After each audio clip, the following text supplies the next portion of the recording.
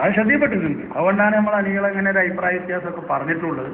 അത് ഉത്തരവാദപ്പെട്ടവരെ അറിയിക്കും, ആ കാര്യത്തിൽ ഉത്തരവാദപ്പെട്ടവരെ അത് അറിയിക്കും. ആ നിലപാട് തുടരാൻ പാടില്ല എന്ന് നമുക്ക് ആവശ്യപ്പെടുന്നു. ലീഗിന്റെയും സമസ്തയുടെയും നായകനായ പാണക്കാട്ട് തങ്ങളുകുട്ടിയെ തോണ്ടി രസിക്കുകയായിരുന്നു അപ്പോൾ കാന്തപുരം മെത്രാപ്പോലീത്ത. മുസ്ലിം ലീഗ്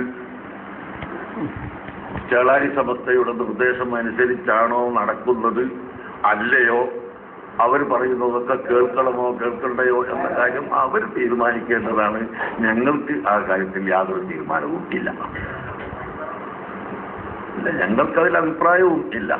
എന്നാൽ ഓർത്തഡോക്സ് സമസ്തയുടെ കർദിനാളായ ബാപ്പു മുസ്ലിയാർക്ക് ഒരഭിപ്രായമുണ്ട്. സമസ്ത എന്ന് പറഞ്ഞാൽ സമസ്തയും ലീഗും ഈ രണ്ട് വിഭാഗവും തമ്മിൽ യാതൊരു വിധത്തിലും എതിരില്ലാത്ത നിലയ്ക്ക് ഇവിടെ രണ്ട് സംഘടനകളായി പ്രവർത്തിച്ചു വരുന്നതാണ്. അപ്പൊ അതിലൊരു സംഘടനയുടെ ഭാഗത്തു നിന്ന് മറ്റൊരു സംഘടനക്ക് ഒരിക്കലും തന്നെ അവരെ ക്ഷീണിപ്പിക്കുന്ന ഒരു നീക്കം ഉണ്ടാവാൻ പാടില്ലല്ലോ. അത് ഉണ്ടാവില്ല എന്നാണ് ഞങ്ങൾ വിശ്വസിക്കുന്നത്. ആര് എന്ത് വിശ്വസിച്ചാലും അതൊന്നും കാന്തപുരത്തെ ബാധിക്കില്ല. രാഷ്ട്രീയ സംഘടനയെ മതസംഘടന നിയന്ത്രിക്കുകയോ മതസംഘടനയെ രാഷ്ട്രീയ സംഘടന നിയന്ത്രിക്കുകയോ അത് രണ്ടും ചെയ്യുന്നുണ്ടോ എന്ന് ഞങ്ങൾക്കറിയില്ല. ഞങ്ങളെ സംഘടന ഒരു രാഷ്ട്രീയ സംഘടനയെയും നിയന്ത്രിക്കുന്നില്ല, ഒരു രാഷ്ട്രീയ സംഘടനയും ഞങ്ങളെ നിയന്ത്രിക്കുന്നുമില്ല. അല്ല, ഇത് പറഞ്ഞു വെച്ചല്ല, ഞങ്ങൾ ഒരു രാഷ്ട്രീയ സംഘടനയെയും നിയന്ത്രിക്കുന്നില്ല, ഒരു രാഷ്ട്രീയ സംഘടനയും ഞങ്ങളെ നിയന്ത്രിക്കുന്നും ഇല്ല. കഥ ഇതുവരെ എത്തിയപ്പോൾ മുസ്ലിം ലീഗിന്റെ വക്താക്കൾ നാക്കനക്കി തുടങ്ങിയിരുന്നു എന്നാണ് ഡെമോക്രസിയുടെ ഓർമ്മ. സമസ്തക്കൊരു ഗ്രീവൻസ് ഉണ്ടെങ്കിൽ അത് ഞങ്ങൾ ചർച്ച ചെയ്യും, യാതൊരു സംശയം വേണ്ട. അവർക്ക് എന്താണോ ഗ്രീവൻസ് ഉള്ളത് ഞങ്ങൾ അങ്ങനെ മുസ്ലിം ലീഗിനെ സംബന്ധിച്ചിടത്തോളം ആരെയും അങ്ങനെ ഒരു വേദനിപ്പിക്കുന്ന, പ്രത്യേകിച്ചും അവരെ വേദനിപ്പിക്കുന്ന സമയത്ത് ഞങ്ങൾ എടുക്കേണ്ട കാര്യമില്ല. അതേ സമയത്ത് അവർക്കൊരു ഗ്രീവൻസ് ഉണ്ട് എന്നാൽ ഞങ്ങൾ തീർച്ചയായിട്ടും, കാരണം ബഹുമാനപ്പെട്ട ഹൈദരി ശിഹാബ് തന്നെ എല്ലാവർക്കും സമ്മതനായ ഒരു ആളാണ് ഈ മതസമിതികളിലൊക്കെ തന്നെ. അപ്പം അത് വെച്ചിട്ട് ഞങ്ങൾ ഒരു ഗ്രീവൻസ് അവർ പറഞ്ഞ സാഹചര്യത്തിൽ അതെന്താണെന്ന് അവരെ വിളിച്ച് നോക്കി അതിന് ഞങ്ങൾ സംസാരിച്ചിട്ട് ഞങ്ങൾ പരിഹാരം ഉണ്ടാക്കുള്ളൂ. ആ പരിഹാരമാണ് തുടക്കത്തിൽ കണ്ടത്. സമസ്തയുടെ പരാതികൾ മുസ്ലിം ലീഗ് പരിഹരിച്ചു കൊടുത്തത്. ഇനി സമസ്ത പറയുന്നത് പോലെ മുസ്ലിം ലീഗ് പ്രവർത്തിക്കുമെന്ന് ഉറപ്പുകൊടുത്തത്. അങ്ങനെയാണെങ്കിൽ ഏറെ താമസിയാതെ കാന്തപുരം AP അബൂബക്കർ മുസ്ലിയാർക്കെതിരെ മുസ്ലിം ലീഗ് ഉൾക്കൊള്ളുന്ന കേരള സർക്കാർ ഹൈക്കോടതിയിൽ ഒരു പുതിയ സത്യവാങ്മൂലം കൊടുക്കേണ്ടി വരും. അതെന്തിന് എന്നല്ലേ നോക്കാം. ഇടവേള കഴിഞ്ഞിട്ട് മുൻപാണ്, 2-3 വർഷങ്ങൾക്ക് മുമ്പ് അന്ന് കാന്തപുരത്തിന് അത്യപൂർവമായൊരു വസ്തു കിട്ടി. അന്ന് മുതലാണ് ഈ കേസുകെട്ട് തുടങ്ങിയത്.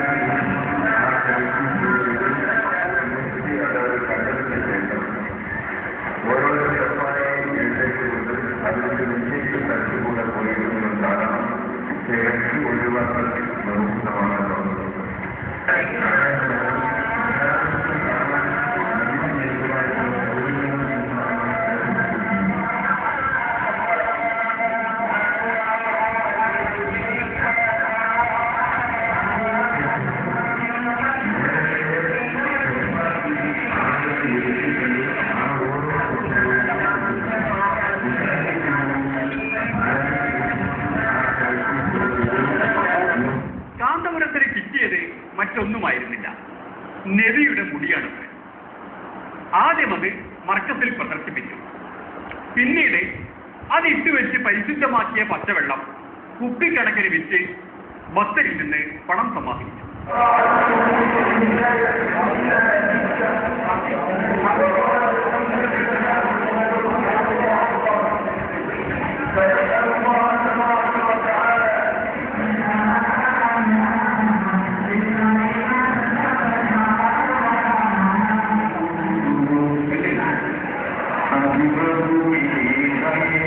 ഇത്രയുമൊക്കെ ചെയ്തത് പരിശുദ്ധമായ ആ മുടി സൂക്ഷിക്കാനായി ഒരു മഹാമസ്ജിദ് പണിയാനുള്ള മുടക്ക് മുതൽ തൊഴിൽക്കൂട്ടാനായി. ഈ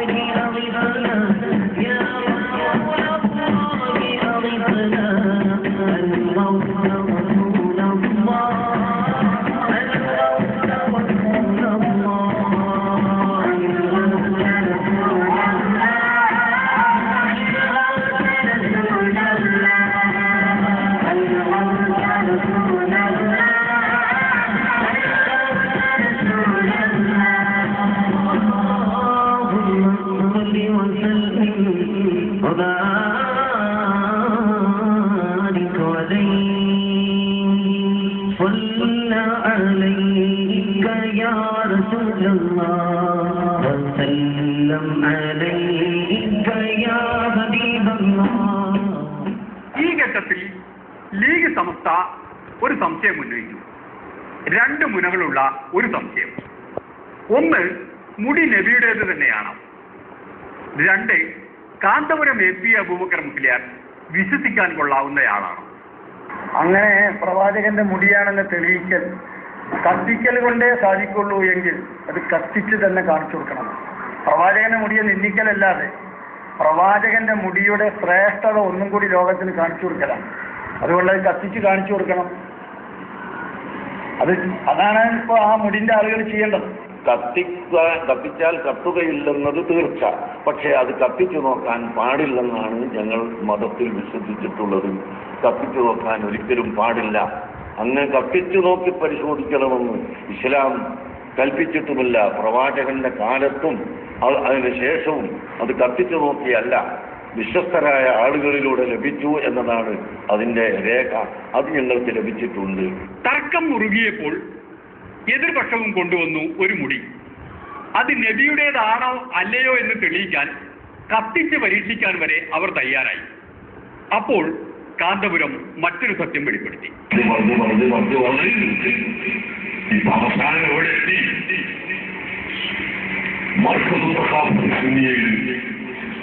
ആളുകളിൽ മുമ്പും ലഭിച്ച മുബാറക്കും എവിടെ നിന്നാണോ എനിക്ക് കിട്ടിയത് അവിടെ പോയിട്ട് ഇവരും വാങ്ങി. നമുക്ക് കിട്ടിയ അദ്ദേഹത്തിൽ നിന്ന് തന്നെ സുബ്ഹാനല്ലാഹ് ഇവരും പോയി വാങ്ങി. ഞങ്ങൾ ചെന്നാൽ എന്ന കാമ്പയുണ്ട്. ആ കാമ്പയത്തിന്റെ ഫോട്ടോ കാണിച്ചു കൊടുത്തു. ആ കാമ്പയത്തിന്റെ കുട്ടികളെ ഫോട്ടോ കാണിച്ചു കൊടുത്തു. എന്നിട്ട് ഞാൻ തൊട്ട് കാണിച്ചു കൊടുത്തിട്ട് ഇവിടെ ഇതിന്റെ മുകളിൽ ഞങ്ങൾ കുപ്പയുണ്ടാക്കും. ഗ്ലാസ് വെച്ചിട്ട് നല്ല കുപ്പയുണ്ടാക്കി അതിൽ ഞങ്ങൾ സൂക്ഷിക്കും. നിങ്ങളെ പേര് അവിടെ എഴുതും. എന്നിട്ട് ഖിയാമത്ത് നാൾ വരെ നിങ്ങൾക്ക് ദുആ കിട്ടും. അതുകൊണ്ട് നിങ്ങളിൽ നിന്ന് ഞങ്ങൾക്കും റസൂലുള്ളാഹിന്റെ ശഅബുമാർക്ക് തരണമെന്ന് കേണപേക്ഷിച്ചപ്പോൾ എനിക്ക് തന്ന ആൾ അവർക്കും കൊടുത്തു. അങ്ങനെ പറഞ്ഞ് എവിടെ വരെ എത്തി? നബിയുടെ മുടി വിൽപ്പനയ്ക്ക് വെച്ചിരിക്കുന്ന ആളുകൾ വരെ ഈ ദുനിയാവിലുണ്ട് എന്ന സത്യം വരെ എത്തി. വിൽക്കുന്നവരുണ്ടെങ്കിൽ വാങ്ങുന്നവരും ഉണ്ടാവുമല്ലോ. വിൽക്കുന്നവരും വാങ്ങുന്നവരുമുള്ള ഒരു സമൂഹത്തിൽ കേസും വ്യവഹാരവും ഉണ്ടാവുമല്ലോ. അങ്ങനെ ഈ മുടിക്കച്ചവടം കേസായി. കാന്തപുരം വാങ്ങിയ മുടിയും കേസിൽപ്പെട്ടു. ആ കേസിൽ കാന്തപുരത്തിന് അനുകൂലമായി കേരള സർക്കാർ ഒരു സത്യവാങ്മൂലം നൽകി.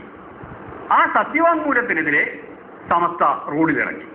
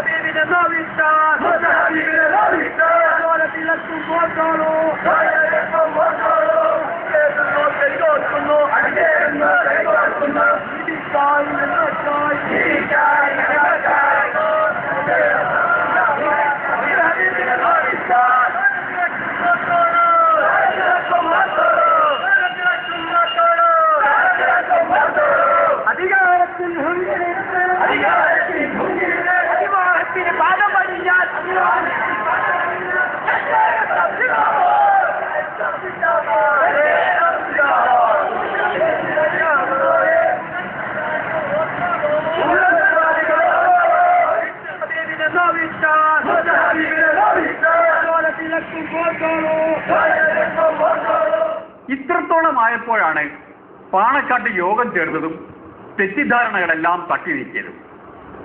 എല്ലാം നീങ്ങിയെങ്കിലും സമസ്തയുടെ കിടാങ്ങൾ ഉയർത്തിപ്പിടിച്ച ആ പ്ലക്കാർഡിലെ സംശയം ഡെമോക്രസിയുടെ മുന്നിൽ ഇപ്പോഴും ബാക്കിയാണ്.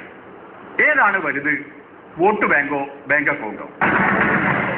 ഉത്തരം കിട്ടാത്ത ഈ കടങ്കഥ ഇവിടെ അവസാനിക്കുകയാണ്. ഇനി കാണും വരെ നന്ദി, നമസ്കാരം.